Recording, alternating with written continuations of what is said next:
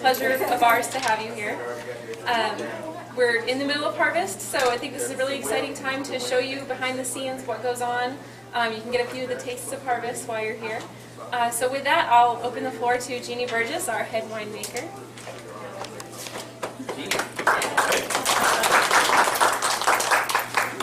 So my day started about 5 a.m.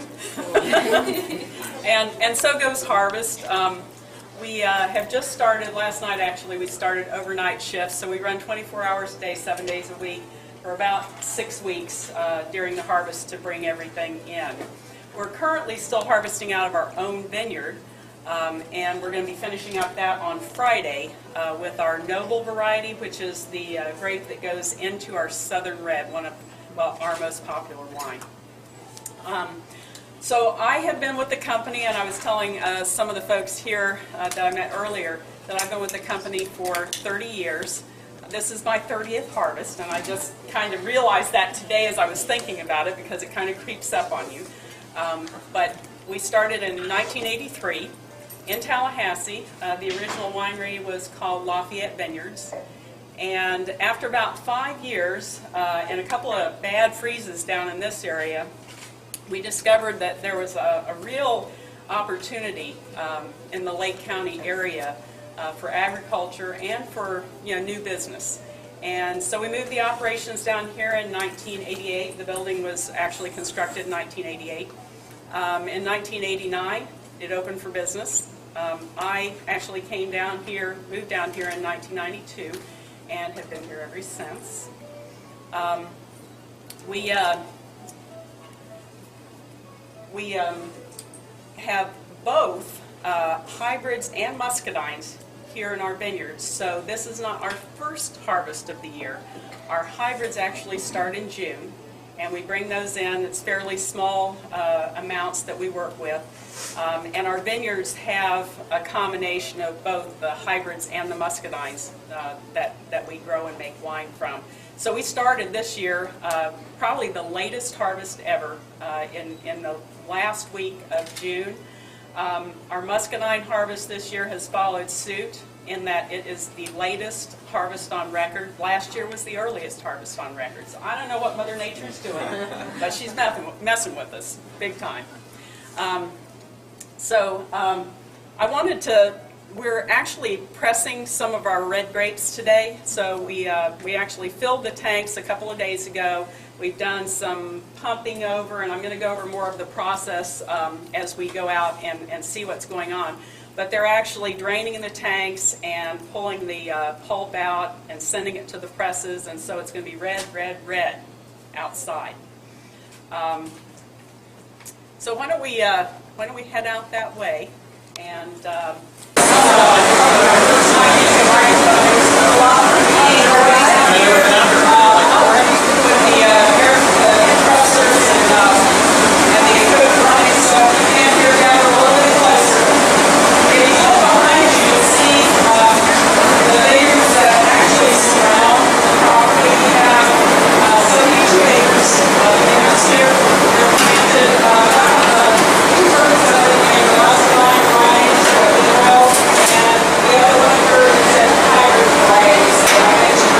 Harvest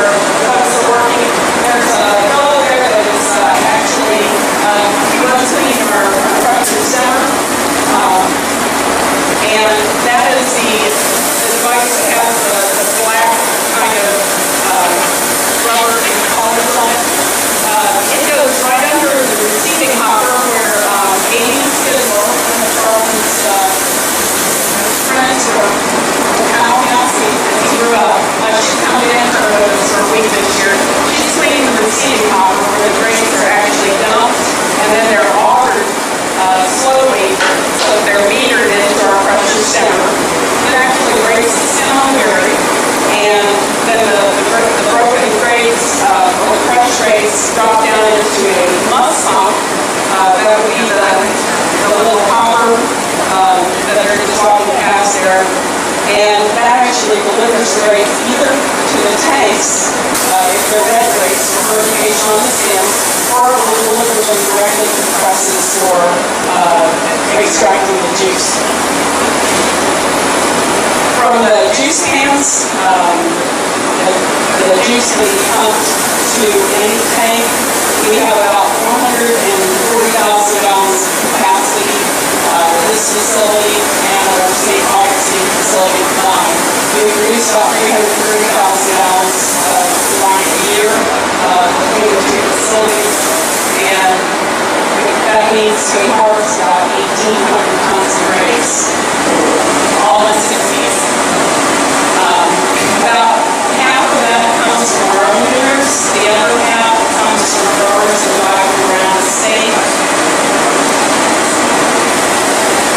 And from the point in time that we get the juice into the tanks, we are in a chill mode, running the temperature down, maintain a fermentation temperature of about 55 degrees Fahrenheit. And we have yeast. We do add sugar. We're able to add sugar here in order to achieve an alcohol content of around 12%. And that's considered to be a standard wine alcohol level. The grapes that we grow here come in at different sugar levels.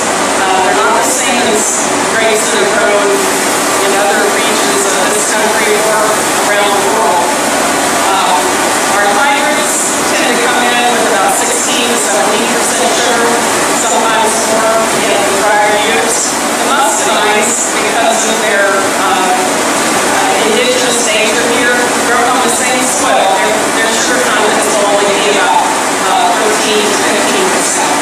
So in order to get a wine that has a 12% alcohol level, we do add sugar to, so that when the yeast consumes sugar and produce alcohol, we'll have a wine that's a standard level of alcohol. The fermentation, once we've added the yeast, takes about 6 weeks typically. And we don't get any rest at that time. We do watch the fermentation occur. Usually, as they're occurring, we're right back into a bottle of wine for sale. And while that's happening, we continue the processing of the wines. After the fermentation is finished, there's a lot of sediment, yeast sediment, wine fault sediment that actually goes to the bottom of the tank. And part of the initial processing is a settling process. It's just a rough, rapid settling so that all of these particles are made wine cloudy. As the fermentation finishes, they settle to the bottom of the tank. And we have to go through several processes of removing the clear wine as the wine settles off of the sediments that settle to the bottom of the tank. Sediments are called lees. You may have heard that before, L-E-E-S. These actually go into a compost area, and eventually, along with some of the humus, or the leftover skins, grains, seeds that come from the pressing action, we compost those and spread them back, eventually back on the vineyard. From the racking processes, pretty much we end up doing more mechanical processes to clear the wine further, so that by the time it makes it to the market, it is crystal clear. And those mechanical processes are typically with filtration systems, so that you take the wine progressively tighter and tighter filtrations until it's visually clear. Other than that, the only other process that we actually do here is called cold stabilization. And that process removes an unstable compound from the wine. It's called calcium bicarbonate. You probably know this drink apart. You buy it in the grocery store. And most of it comes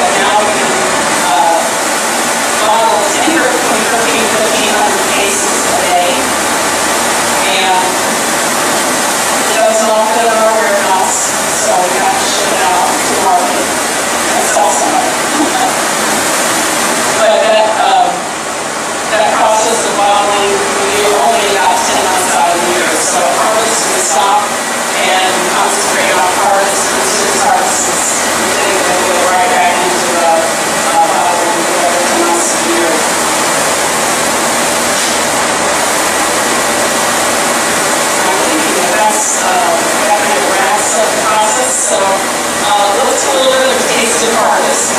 Somebody went out and harvested some gold grapes, which you'll see back here on the back table, and those are for you to try. That is made into our southern red. And so it's really nice to kind of get an idea of what the grape tastes like, because a lot of what it smells and tastes like is going directly into the wine itself. We didn't realize we were going to be into doing red at this time, so we selected some white juice from the Carlos grape that we're going to be tasting some of that as a fermented product. And then we're going to go and taste Southern White, which is the product that the brown Muscadine is made into. So please calm yourself here. Suzanne is going to be pouring some of the fermented juice. Now, if you don't want to actually drink it, you can pour it into one of the plastic containers that's on the table. It does have yeast in it. And the stems are very thick, so Southerners typically will spit the skins and the pulp, the skin out, and eat the pulp. It's a technique. At the top, you can see that little spout there. And you squeeze from the bottom into your mouth, so you don't actually eat the skin. It'll shoot the pulp inside your mouth, and then your seeds will be there too, so you have to figure out what to do with that part.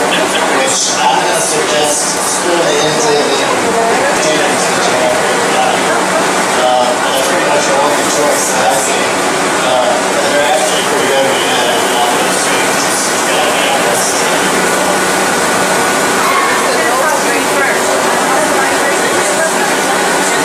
Varieties of Muscadine grapes. A lot of them are sold as fresh grapes. So right now, if you go to the grocery store, you'll find some much larger berries that are muscadines, but they're red and selected for the fresher market. Most of the wine grapes, most of the muscadines that are rolled for wine are much smaller in size, but all of them are incredibly flavorful. Muscadine variety, and this is very into our Southern White wine. It's also used in the shaping, but we're going to be tasting Southern White, so you might want to, I don't know if you have your glasses here, compare the smell of the fermenting wine to the smell of the finished wine.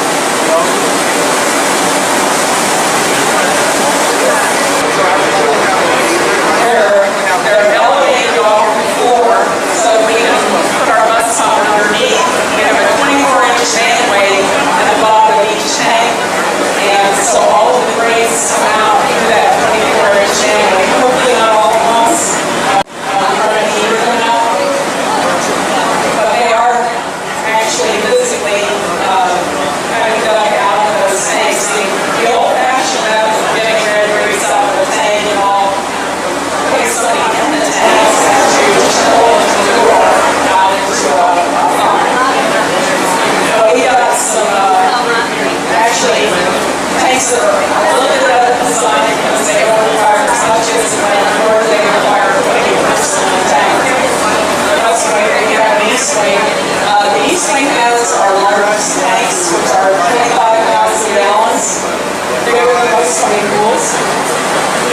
And we're filling two of them, I guess by tomorrow morning we'll have two of them full. So we're well on our way with one of the tanks until we get so our first round of reds is pressing them will produce about 50,000 gallons. The fermenting wine, sometimes you get the yeast hard and will kind of mask some of the aromas that I often in the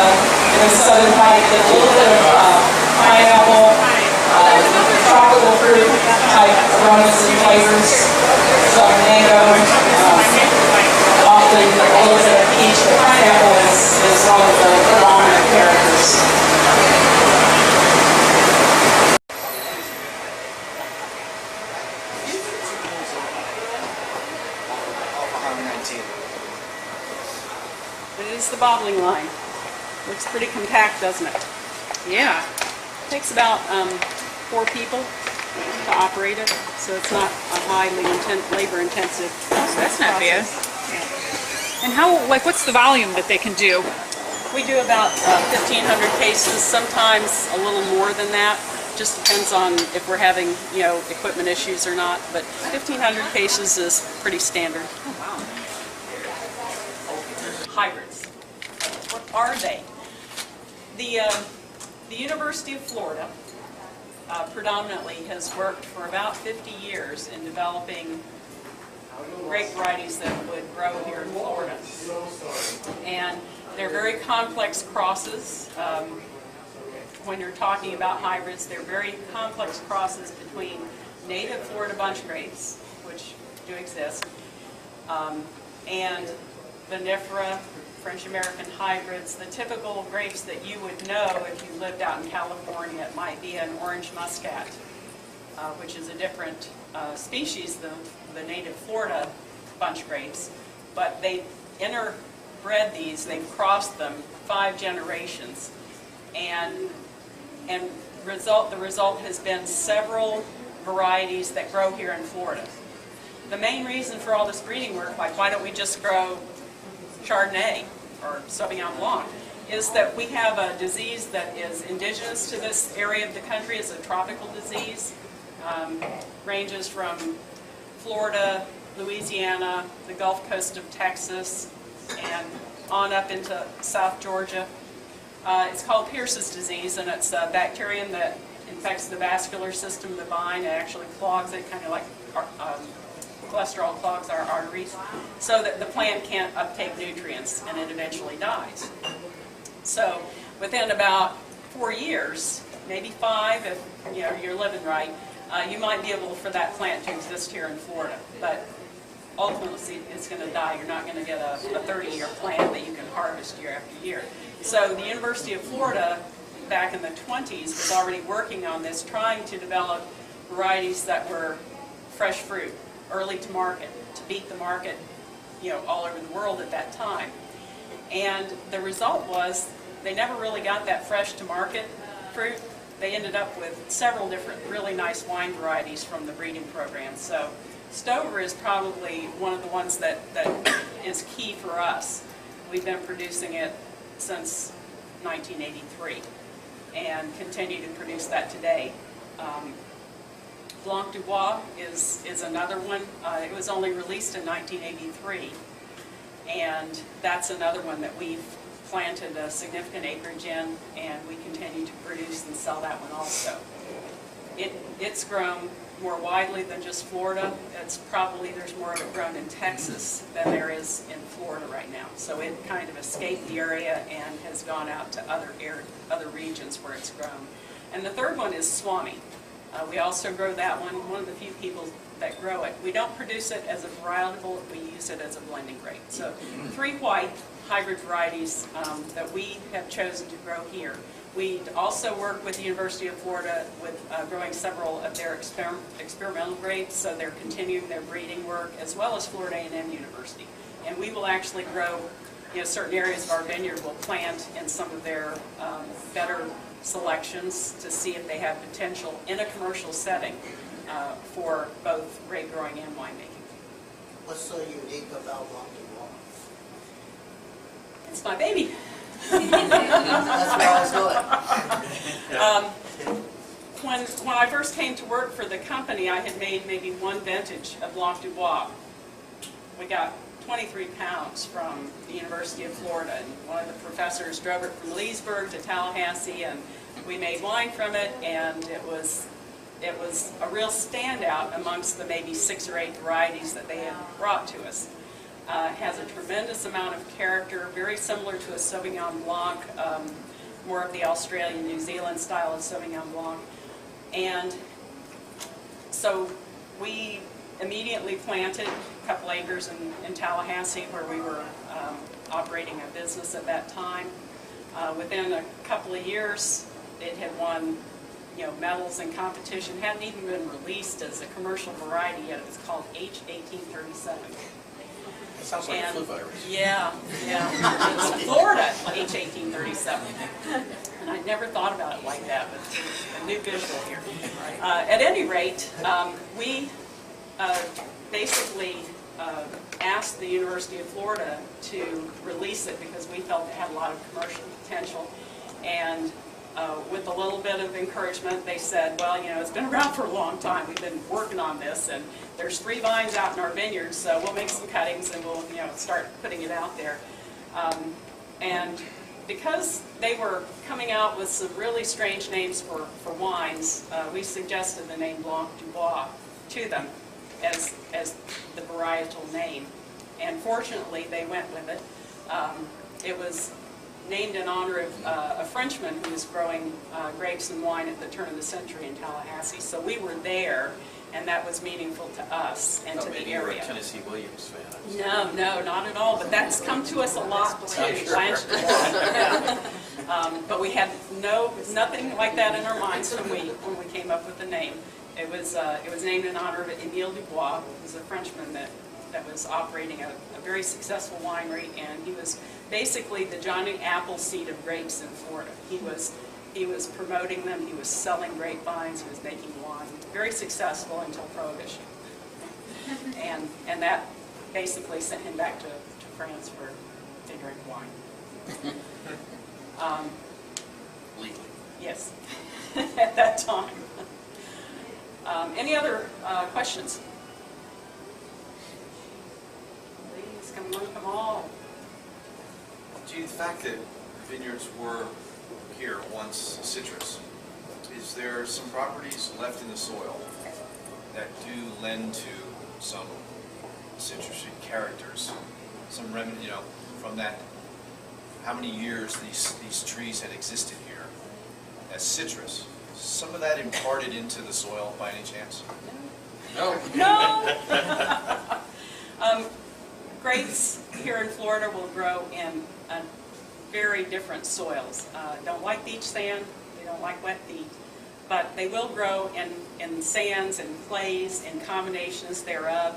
The only thing that we've found is that they need, you know, a certain amount of nutrients at very specific times.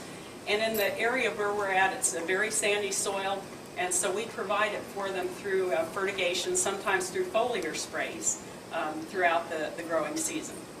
And in other areas, perhaps like in the Panhandle in Holmes County, where we have about 87 acres, the soil is very different there. It's very clay-based. It's almost like southern Alabama in terms of how heavy the clay is. And so it's a totally different protocol up there. We still fertigate those vines, but not to the point that we do down here where the soil is so porous.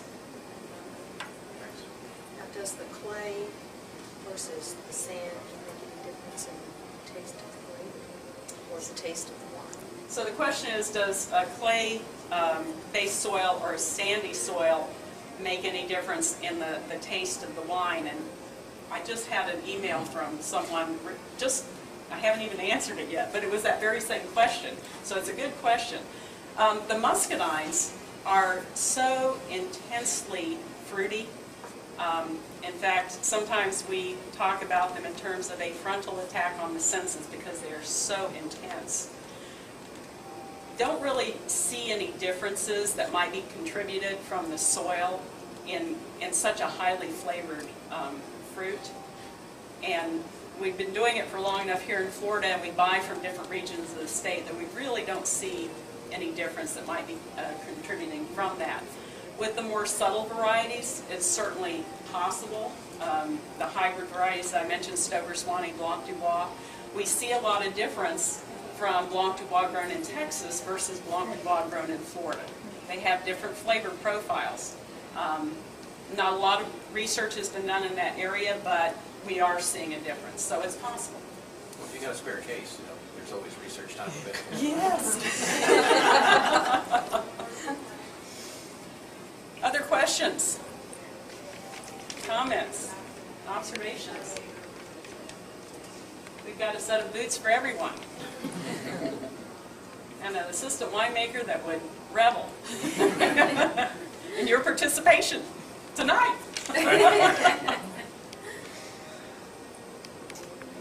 Any favorite wines? I heard a Sunblush over here. Cuvée Noir. Cuvée Noir. Good. That's the one I give all my clients and guests when they come in. I'm a travel agent and personal concierge, and all my clients that come to Orlando, mostly Disney, Universal, I welcome them with a Cuvée Noir Reserve from Lakeridge. Great idea. Thank you. That's always. I heard a Southern Red. Where was the Southern Red? Oh, me. Yeah.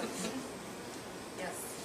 The Southern Red, since day one, has been our #1 seller. So in 1983, when we had several different products because we're still trying to figure out what the actual target was. So we had a semi-sweet, a sweet, and a super sweet. And we ultimately brought it down into just one wine, which is now our Southern Red. But from the beginning, it was our #1 seller. And for all these years, I keep saying if I could make them all like that, we'd be in great business because it's a very popular wine. And it's coming primarily from the grape, because the grape, as you taste it out there, that goes into Southern Red, we're just capturing and holding the essence of that grape. And how is your reach? Because I know like Publix here, we're really glad to be able to get it there. And are you going like for that national reach in beyond Florida as well, or primarily kind of concentrating more, locally? I would love to answer that, but I got two people right here that are slamming the marketing part of it, so I'm going to turn it over to them for that. Currently, we're in every Publix in the state of Florida. Most of them in Georgia. Most other wine shops and supermarkets and places of that nature that sell wine. And throughout the state of Florida, I think we're 2,500 locations that retail our wine. And we would be happy to sell it to anybody in any other state as they would like to. We've had some interest from South Carolina and North Carolina, a little bit over in the Alabama area, so I'm sure that that's probably to come as there are more interest gains in those areas. Publix is, obviously a very large company that has a lot of locations throughout, so we've already got a very good relationship with them. We sell a lot of product and do a really good job with everything that they do, and it's a good company to look at, to partner with. So as demand occurs, we I think can keep up with the size of the order. You've had some success in the wine competitions in California. Think about going out there and challenging them on their home turf? Jeanne has had much success for the entirety of our existence. I guess we recently, with the brands combined, went over 1,000 medals in competition for years. And every time I turn around, I get an email that's got, we were in the LA wine competition or the Indiana or wherever it is, and we're always racking up little awards. We're proud of our staff for that. We do a hard job of keeping our quality up there. And she touched on the different wines that we make earlier. And we've always kind of had an attitude that everybody likes something different, and that's okay. And if you make dry wines and sweet wines and semi-sweet wines, and maybe you make a sparkling wine and a port cream sherry and all the varieties that we do, it's very difficult for somebody to come through and taste the variety of wines and leave and say, I didn't like any of those. And so I think we offer something for everybody. And that's kind of been our thing. We kind of went away from, you have to have a dry red with meat, and you have to have a dry white with poultry, and blah, blah, blah. And I've always kind of had the feeling of if you're drinking what you like and you're eating what you like, then you'll probably be very happy. Problems or other animal problems at the vineyards? Or? We have not in many, many years. One of our original vineyard managers, when we first came here, we had a lot of problems with crows. And actually there were a couple of vineyard managers that probably dealt with that problem for eternity, because we really don't have any problems now. And maybe it's migratory patterns have changed. Something has changed. But of course, they figured out ways to make them go other places. And my mouth is sealed about how they did that. Started out relatively small, and we're talking about beginnings here and things from the past. In 1983, I think we probably produced all of about 2,000 gallons, and I'm not sure we sold it all that year. But it kind of creeps up on you with time as things do. All of a sudden you're 15 years at some place and you go, how'd that happen? So after 30 years, we're probably on the East Coast. We're one of the top 10 wineries in size on the East Coast, and we don't often think about that. But if you go traveling and you go to wineries around the country, they're all relatively small. Many of them are, sole proprietorships, and so we're, as you pass by us on the interstate, and go, hey, there's Lakeridge Winery. You may not realize that we've gained a size that not many people do over the years that we've been in business, and I don't think any of us, when this winery actually started, imagined that we would be here. And I talk with Charles' father every now and again, and he's like, I go, when did this happen? But it's been a joy, and the wine business, when we started, was pioneering, and it's still a bit of a pioneering effort, new things happening all the time in Florida. And that's probably what's kept it interesting for all these years for me, plus working for some really good people, is that it constantly is changing between agriculture and developing new products and entering new markets. It's just, it keeps you engaged.